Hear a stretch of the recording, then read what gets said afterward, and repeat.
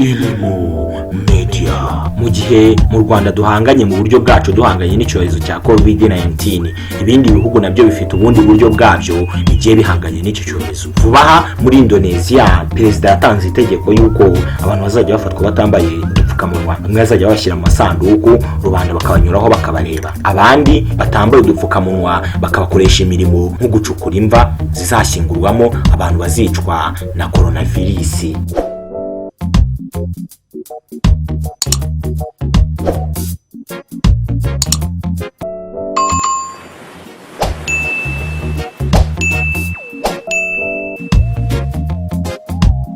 Umutwe w'ikinyamakuru CNN uravuga ngo abanya-Indonesia bafatwa batambaye udupfukamunwa bahatirizwa ku ngufu gucukura ibituro byo guhambamo abantu bazize coronavirus. Jakarta muri Indonesia, umunyagihugu cyangwa se abaturage banze kwambara udupfukamunwa bari guhatirizwa gucukura imva z'abantu ba COVID-19. Abantu 3 bo mu myaka yo hagati na hagati n'abandi 5 bo mu myaka yo hasi bagaragaye muri East Java bahawe igihano ku itariki 9 z'uku kwezi nk'uko leta y'iki gihugu yabitangaje. Mu kwambara maske ni itegeko muri rubanda muri Indonesia, kandi bikavuga ko umuntu utayambaye ari ukumushyira mu isanduku maze bakamuhanisha iki gihano, cyangwa se igihano cya kabiri bari gutanga nk'uko nabikubwiye ni kubacukurisha imva zizahambwamo abantu barwaye COVID-19.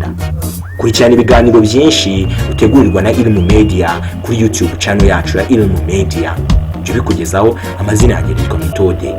Ibiganiro birambuye uzajya ubikurikirana kuri YouTube channel Irimo Media, kandi ushobora no kudusanga ku zindi mbuga Instagram, Twitter, Facebook n'ahandi henshi hose dukoresha izina Irimo Media. Amazina yanjye yitwa Methode.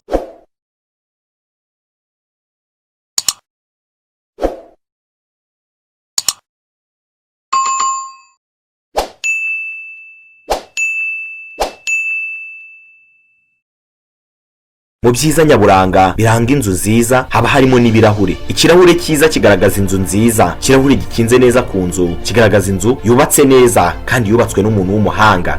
Rekera guhangayika kuzenguruka amasoko yose ya Kigali ushakisha ikirahure cyiza kandi gikoze neza. Yusufu Company yagikemuye. Gana Yusufu Company urabona igisubizo cyose wifuza cyangwa se wibazaga ku kirahure cyiza mu Rwanda, mu gihugu cyacu muri rusange. Gana Yusufu Company uyu munsi, ntabwo uzicuza. Ushobora kuduhamagara kuri nimero yacu 0788455299. Muri Yusufu Company ushobora kubonamo mastike, ushobora kubonamo ibirahure by'amoko yose, bya fime n'andi moko yose y'ibirahure. Ushobora kurangura kandi ushobora no kugura kuri detail. Muri Yusufu Company usangayo n'abantu bize kandi bafitiye ubushobozi mu gukinga ibirahure. Gana Yusufu Company uyu munsi, ntabwo uzicura.